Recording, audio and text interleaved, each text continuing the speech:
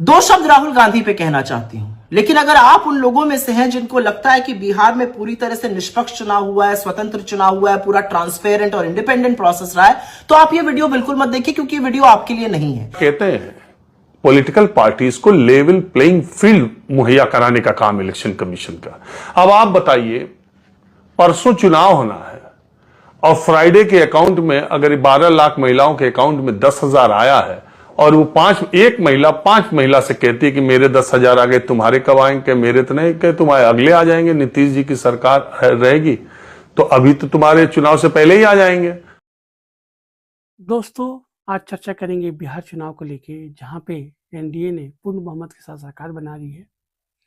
जो भी घटक दल के लोग थे उनके साथ में सभी ने बेहतर प्रदर्शन किया है। भारतीय जनता पार्टी सिंगल जो लार्जेस्ट पार्टी बनकर उभरी है और साथ में जदयू का और लोजपा का तमाम जो एनडीए घटक दल है उन्होंने बेहतर प्रदर्शन किया है। लेकिन दोस्तों, प्रदर्शन के साथ में ही कई तरह के सवाल भी उठने लगे। चुनाव आयोग जो इलेक्शन कमीशन ऑफ इंडिया है उस पर भी सवाल अब उठने लगे। वाकई आप सभी को मालूम है कि चुनाव के पूर्व जून माह में जो 10,000 रुपया देने की जो वकालत की गई थी कि महिला सशक्तिकरण के नाम पे जिस तरह से महिलाओं को लुभाने के दृष्टिकोण से उनको 10,000 देने को लेके जिस तरह से अखबारों के फ्रंट पेज में वो जो खबरें छपी हैं आप सभी ने देखा, और चुनाव के दौर में भी वो जो पैसा का डिस्ट्रीब्यूशन था वो जारी था। इन्हीं सवालों को कोट किया है न्यूज़ 24 के जो संवाददाता हैं, जो रिपोर्टर हैं, जो ग्राउंड रिपोर्टिंग के लिए जाने जाते हैं, राजू रंजन, उन्होंने सवाल हाईलाइट किया है। पॉलिटिकल पार्टी के लोग सवाल उठाते हैं तो अपनी जगह पे तमाम बातें हैं, लेकिन एक पत्रकार जो 100 दिन से ज़्यादा समय तक बिहार के गाँवों में घुमा है, जो शहरों में घुमा है, जो कस्बों में घुमा है,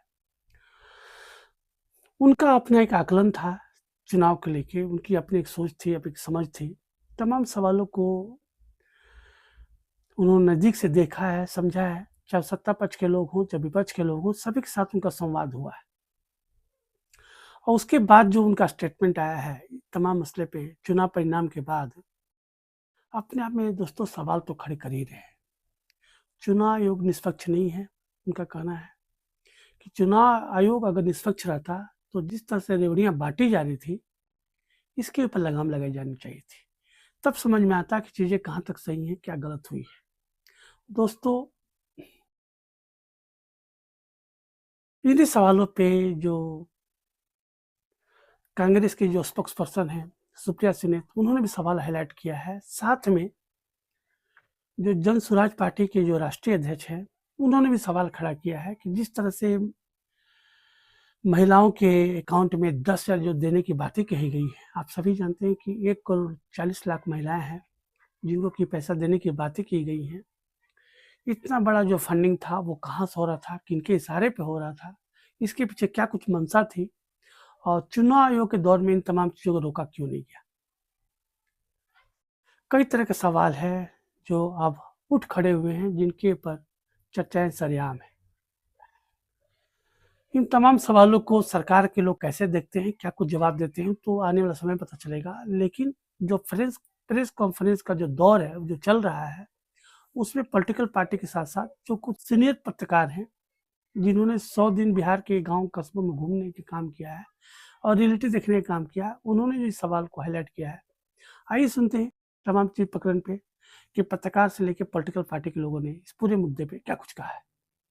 धन्यवाद। दो शब्द राहुल गांधी पे कहना चाहती हूं, लेकिन अगर आप उन लोगों में से हैं जिनको लगता है कि बिहार में पूरी तरह से निष्पक्ष चुनाव हुआ है, स्वतंत्र चुनाव हुआ है, पूरा ट्रांसपेरेंट और इंडिपेंडेंट प्रोसेस रहा है, तो आप ये वीडियो बिल्कुल मत देखिए, क्योंकि ये वीडियो आपके लिए नहीं है। लेकिन अगर आप उन लोगों में से हैं जिनके अंदर ये समझदारी है, जिनको समझ में आ रहा है, जो देख रहे हैं और ये मानने को तैयार नहीं है कि 90% से ज्यादा स्ट्राइक रेट बीजेपी और उनके घटक दलों का नहीं हो सकता है, तो इस वीडियो को अवश्य सुनिए। अगर आपके मन में भी यह सवाल आता है कि इतने पलायन, इतनी बेरोजगारी, महंगाई और इतनी कानून व्यवस्था के ध्वस्त होने के बाद 90% स्ट्राइक रेट आना असंभव है, तो यह वीडियो असल में आपके लिए ही है। क्योंकि बिहार में जो चुनावी प्रणाली की धज्जियां उड़ाई गई हैं वो सारे देश के सामने है। जो संविधान में निहित एक व्यक्ति एक वोट की धज्जियां उड़ाई गई है, वो भी सारे देश के सामने है। बिहार में जिस तरह से बीजेपी के पदाधिकारियों ने, नेताओं ने, कार्यकर्ताओं ने एक से ज्यादा जगह वोट डाले, उसके सबूत सोशल मीडिया पर हर जगह है। ये तो कुछ सबूत सामने आ गए, कितने ही और लोगों ने ये किया है अभी हमें नहीं पता है। और इसीलिए अगर आपके मन में भी यह सवाल उठता है कि 62 लाख वोट काटे गए और फिर 20 लाख जोड़ दिए गए, जिसमें से 5 लाख वो वोट थे जिन्होंने फॉर्म ही नहीं भरे थे, और आप एसआईआर पर सवाल उठाते हैं, तो आप सही सवाल उठा रहे हैं।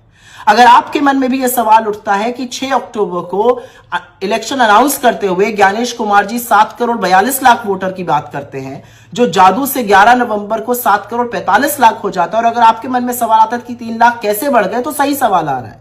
अगर आपके मन में सवाल आता है कि जेडीयू और बीजेपी की सरकार ने चुनाव के दौरान 10,000 रुपए खाते में डाले और चुनाव आयोग मूक दर्शक बना रहा और ये वोट के लिए कैश या जिसको रिश्वत कहते हैं दी जाती रही, तो बिल्कुल सही सवाल आपके मन में आ रहा है। अगर आपके मन में यह सवाल आता है कि कैसे चुनाव के बीचों बीच हरियाणा के करनाल से एक ट्रेन उन लोगों से भर के आती है जो बीजेपी का पटका पहने हुए हैं, वो बिहार में आकर वोट डालते हैं, तो आपके मन में बिल्कुल सही सवाल आ रहे हैं। और इन सब चीजों का इल्म, इन सब चीजों का पता, इन सब चीजों की अवेयरनेस हमें कहां से आ रही है? क्योंकि राहुल गांधी ने आरोप नहीं सबूतों के साथ वोट चोरी का कच्चा चिट्ठा इस देश के सामने खोलकर रख दिया है। राहुल गांधी ने सबूतों के साथ नरेंद्र मोदी और चुनाव आयोग की मिलीभगत को उजागर किया है।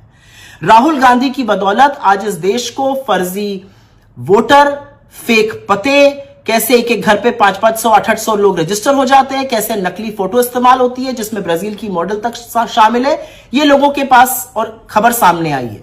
ये राहुल गांधी की बदौलत है कि एक्चुअली इतने खुलासों के बाद मेन स्ट्रीम मीडिया और डिजिटल मीडिया के साथ ही जो फील्ड पर गए, उन्होंने और उदाहरण लाके सामने रखे। ये राहुल गांधी की बदौलत है कि अगर एक व्यक्ति एक जगह से ज्यादा वोट करता हुआ पाया गया तो उसके फोटो, उसके वीडियो लोगों ने साझा किए सोशल मीडिया पे। ये उनकी बदौलत है कि लोगों को लगा वोट चोरी हो रही है और अगर किसी बूथ पर अनियमितता हो रही है तो उसको बढ़ चढ़ कर बोला गया।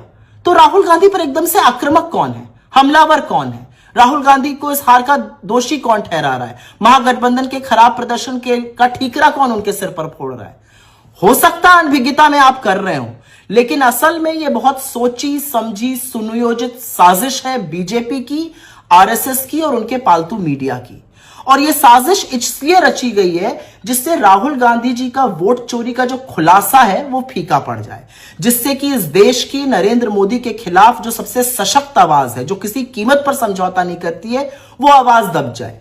महागठबंधन की हार का दोषी राहुल गांधी को ठहराना अकेले कहीं ना कहीं एक मकसद है इसका, और वो मकसद है राहुल गांधी की आवाज को दबाना, उनको डिस्क्रेडिट करना, विपक्ष के कैंप में संशय पैदा करना, विपक्ष के कैंप में अविश्वास पैदा करना। लेकिन ऐसा होएगा नहीं, और ऐसा इसलिए नहीं होगा क्योंकि बीजेपी ने वोट चोरी को इंस्टीट्यूशनलाइज कर दिया है। और आज बीजेपी की इस वोट चोरी का जो बिहार में जीता जागता उदाहरण है वो सबके सामने है। किस तरह से खुला खेल फर्रुखाबादी हुआ है वो सब लोग समझ रहे हैं। एक बात याद रखिएगा, ये 2014 नहीं है, ये षड्यंत्र चलेगा नहीं। राहुल गांधी ने इस देश के सामने सबूतों के साथ सच रखा है, और वो सच है नरेंद्र मोदी और चुनाव आयोग की मिलीभगत से होती वोट चोरी का।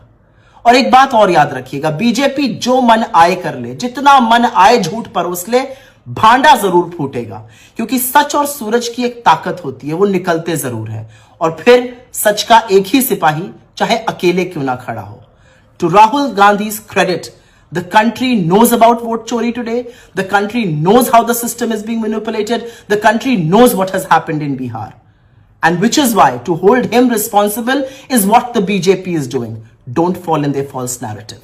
कहते हैं पॉलिटिकल पार्टीज को लेवल प्लेइंग फील्ड मुहैया कराने का काम इलेक्शन कमीशन का।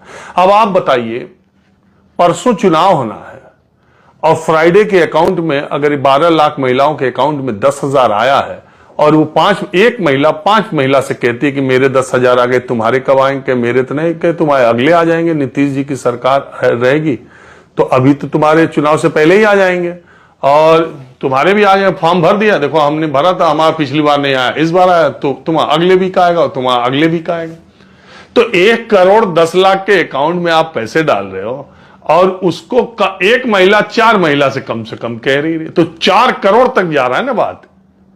3 करोड़ तक बात जा रही है ना कि पैसा आने वाला है, मेरा आ गया तुम्हारा आएगा या अब आने वाला है। और इलेक्शन कमीशन मूक दर्शक बन करके यहां अशोक रोड पर बैठ करके तमाशा देख रहा है।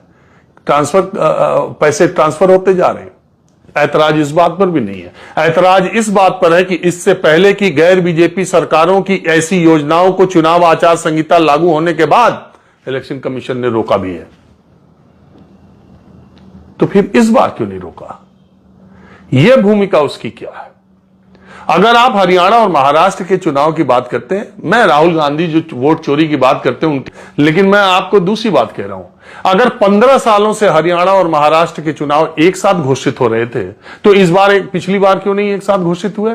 क्यों महाराष्ट्र की सरकार को यह फैसला लेने का कि वो लाड़की बहना योजना के तहत महिलाओं के खाते में पैसा डालेगी? यह ऐलान हुआ, उसके बाद उसको 3 महीने का मौका दिया गया कि 3 महीने तक वहां की महिलाओं के अकाउंट में पैसे जाएं, उसके बाद महाराष्ट्र के चुनाव कराए जाएंगे। क्यों कराए जाएंगे? जब 2019 में दोनों के चुनाव साथ हुए, 2015 में 2014 में दोनों के चुनाव साथ हुए, 15 सालों से 3 बार से दोनों हरियाणा महाराष्ट्र के चुनाव एक साथ हो रहे थे, तो फिर चुनाव आयोग का क्या तर्क है, क्यों उसने महाराष्ट्र में लेट किया? तो अगर सामने देखो तो यह दिखाई देता है कि उसने 4 जून को हारे थे इलेक्शन, लोकसभा का चुनाव। 28 जून मुझे जहां तक याद आता है शिंदे सरकार ने फैसला लिया और उसके बाद तुरंत 3-4 महीने गया अकाउंट में महिलाओं के अकाउंट में पैसे डालो, चुनाव जीतो। ये अच्छा तरीका निकाल लिया शासन में बैठने वाले लोगों ने। अगर दिल्ली में केजरीवाल सरकार एलजी ना होते और अगर पैसे ट्रांसफर कर दिए होते तो फिर केजरीवाल 62-64 सीटों पे आते, लेकिन केजरीवाल नहीं कर पाएंगे, तब एलजी उसमें फाइल लटकाएंगे, वहां पे नहीं हो पाएगा। झारखंड में चुनाव से 1-2 दिन पहले माई बहन योजना का पैसा अकाउंट में ट्रांसफर हुआ। 3000 करोड़ रुपए की इस समय कमी चल रही है। मैंने सुना, मेरे ही एक अधिकारी मित्र बता रहे थे, माई बहन योजना की मैया बहन योजना नाम है शायद, झारखंड में बहुत स्थिति खराब हो रही है। किसकी चिंता है? किसको स्थिति